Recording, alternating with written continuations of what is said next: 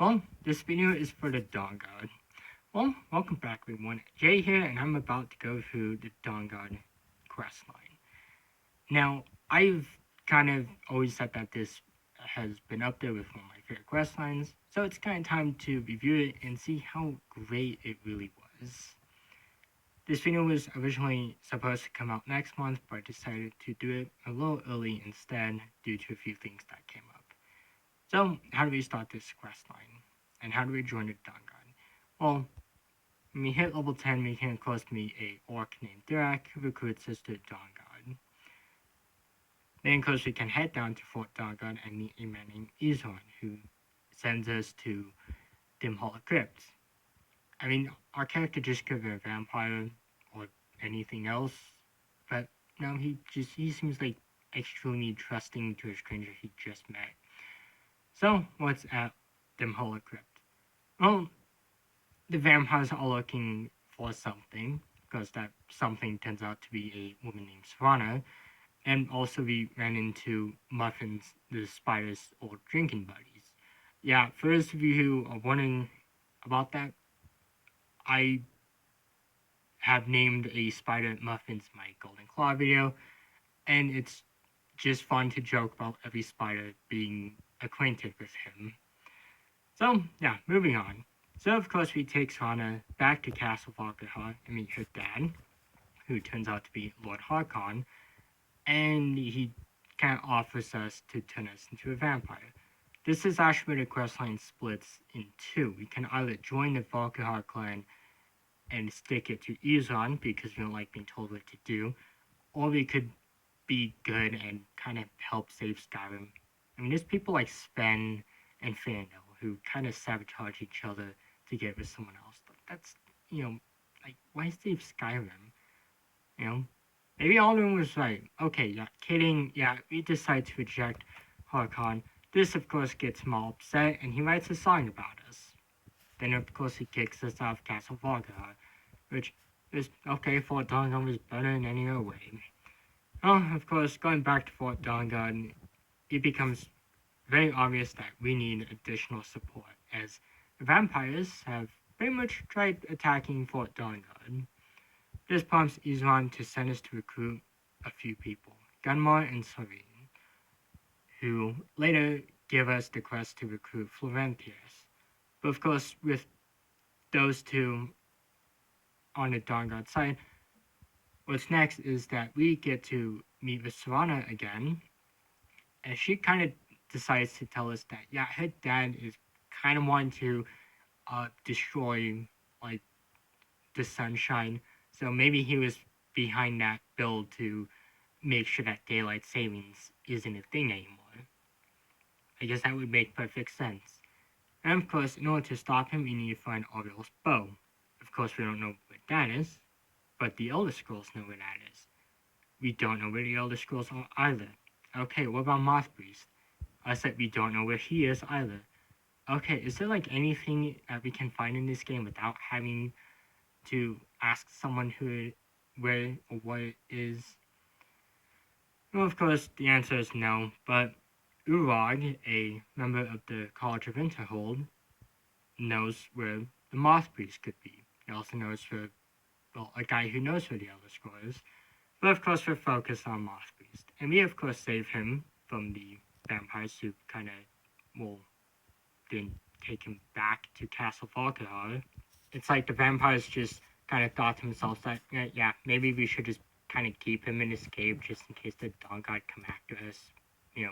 We don't want to scare the poor Moth Priest. And of course, we rescue him, kind of send the vampires back to wherever they come from, and pretty much get back into the Elder Scroll. And we need the two other Elder Scrolls, the Elder Scroll for Dragon and the Elder Scroll for Blood. Quick spoiler, the Elder Scroll for Dragon is even more useless than anything you can think of. The Elder Scroll for Blood is pretty much the only Elder Scroll we need, and that of course reveals the location of Auriel's bow. That is of course in the Soul Cairn with Serana's mother, Valerica.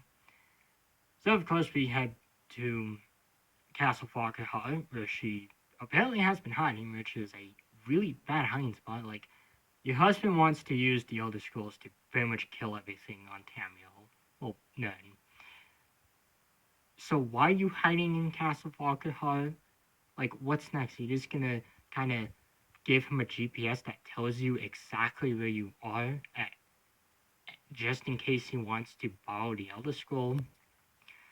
For planning aside, we of course continue making our way through Castle Falkenhall, and of course get intercepted by some skeletons who demand our dinner invitations as Muffin's, his bowling buddies, being some skeletons, kind of holding a memorial feast in honor of their fallen friend. Of course, not having our invitation, these skeletons turn hostile and decide to kill us. So, of course, we just kind of continue making our way through the castle and eventually come across the skeleton dinner party. I have been wanting to say this joke for like months at this time, and I'm finally glad I was able to. So, of course, after disrupting the dinner party, we of course make a portal to the soul cairn, and this is where the game gives us two more options. Either become a vampire in order to get into the soul cairn, or have Papa's soul trapped. Becoming a vampire is easier, as when you're soul trapped, your character is weakened, and I don't think you regenerate health or stamina around the soul cairn unless you drink a potion or eat something.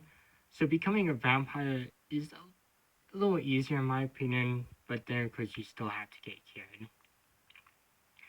So of course, what's next? Well, we of course meet Villerka in the soul cairn. She eventually decides to help us, but we gotta kill the Boneyard Keepers. And I was expecting this to be a bit of a challenge during the recent playthrough I'd done, and they weren't that difficult. I was playing on normal mode, but we weren't being difficult last time I did so. But of course, I had done everything for the crossbow, so that turned out to be helpful. And of course, when we went back to Soul Cairn later, my game kept freezing. Skyrim never lets anyone win. And of course, once all the Boneyard Keepers are dead, we get to fight a big angry dragon named Durnavir. Of course, he's not too difficult to defeat, and once we defeat him, we get the Elder Scroll for Blood, which is pretty much the last thing we need. Unfortunately, you have to get the Elder Scroll for Dragon.